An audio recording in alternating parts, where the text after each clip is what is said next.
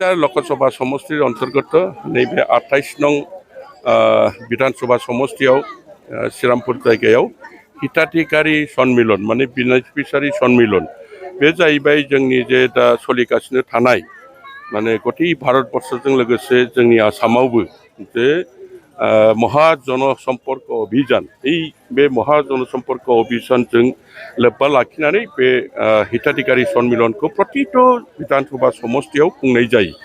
बेहाय जोंखौ जेनाखि डेट हरदोंमोन बे 23 तारिखनि भितरावनो 23 जुननि भितरावनो जोबनांगौमोन किन्तु अखानि परिस्थिति बोथोरनि परिस्थितियाव माने बेखौ फोजोबनो हायाखै। दिनैहाय क'क्राझार जिल्लायाव दिनै जों फोजोबनो हाबाय।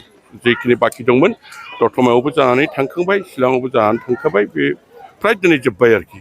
दा आं बेखौनो बुंगोन जे दिनैहाय बेहाय बर'फ्राबो गोबां बर'फ्राबो बेहाय बाहागो लाफैदों, गुबुन गुबुन जाथियाबो बाहागो लाफैदों। गोबां मानसिया बुङो जे बर'फ्रा मानो बिजेपियाव थांखो, बर'फ्रा मा बिजेपि खालामो, बेखौ एसे खोमायाव हाबफैयो। जोंबोथ' बर'सोना, जोंथ' कुनुदिन जातिनि गाज्रि खामानिखौ सिन्ता खालामाखै। गतिके आं पार्सनेलि बेक्तिगत भाबै बर'फोर लैहोर लैहोर फैनानै दिनैहाय हिताधिकारिफ्रा जोंजों बे मिटिङाव हेफाजाब लानायाव आं खुब मोजां मोनदों आरो जों थांनांगोन।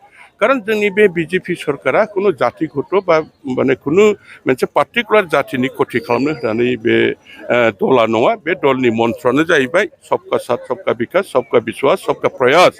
गासिबखौबो बयखौबो लानानैसो बे दलखौ मावदों। मोनसे बाथ्राखौ आं बुंगोन, नै दिनैहाय जोंनि उपेन्द्रनाथ ब्रह्म, बड'फा उपेन्द्रनाथ ब्रह्मखौ अतदिन जों फ्राय जोंनि बर' जातिनि गेजेरावसो जों बेखौ सिमाबद्ध हिसाबै थानायखौ जों नुदोंमोन। किन्तु डक्टर हिमन्त बिश्व शर्मानि नेतृत्वआव दिनै बे बड'फा उपेन्द्रनाथ ब्रह्मनि जोनोम सानखौ स्टुडेन्ट डे हिसाबै घोषणा खालामनाय लोगो लोगो पालन खालामनाय लोगो लोगो दिनैहाय समस्त बर' जातिनि बड'फा उपेनखौ गुबुन हारियावबो गोसारजोब्बाय, गुबुन हारिनि मानसिफ्राबो बेखौ मिन्थिजोब्बाय। धुबुरीयाव आंथ' आसरित मोन्दों। नै दे थांनाय जेनाखि स्टुडेन्ट डे पालन खालामदों, धुबुरीनि हलि गलि गासिबो बड'फा उपेन्द्रनाथ ब्रह्मनि माने मुसुखा लायै लायै स्टुडेन्टफ्रा प्रसेसन खालामदों, स्ल'गान होदों।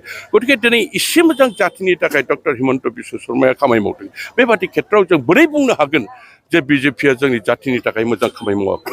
नंखायनो आं गाबज्रिगोन, नंखायनो आं बुंहरगोन समस्त बर' जातिखौ जों बेफोरबादि टेक मन'भाब लायाजासे जों बे राष्ट्रीय दलाव फैनानै जोंनि दा जेनाखि यशस्वी प्रधान मन्त्रिया बिश्वनि बिथोराव सर्ब शक्तिशाली मोनसे राष्ट्र बानायनो थाखाय जेनाखि प्रसेस्ता खालामगासिनो दं, बे समस्त बर' हारिया फैनानै लैहोर लैहोर फैनानै ज' जानानै जोंनि बे बिजेपियाव जगदान खालामदों। डिलिमिटेसन फोसावना होनायाव रायजो विधानसभा जेनाखि दा गोदानै ओंखारदों, आंनि मथेबाथ' आं खुब मोजां मोनदों।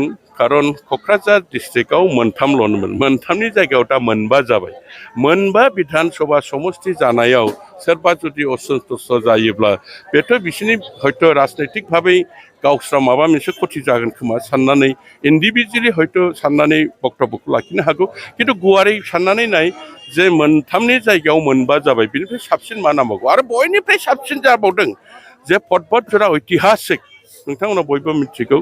पर्बत जरा दंफां दाननो थांबोला साल जरा माखु जरा लाबो आदा लारु बान्दारु, जे मोनसे ऐतिहासिक गान दं। बे पर्बत जराखौ दिनैहाय विधानसभा समष्टिनि मोनसे बिजाब, मोनसे समष्टि हिसाबै इलेक्सन कमिसना बेखौ होदों। बेनिफ्राय साबसिन आरो मा थानो हाबावगौ? गतिके खुब मोजां जादों।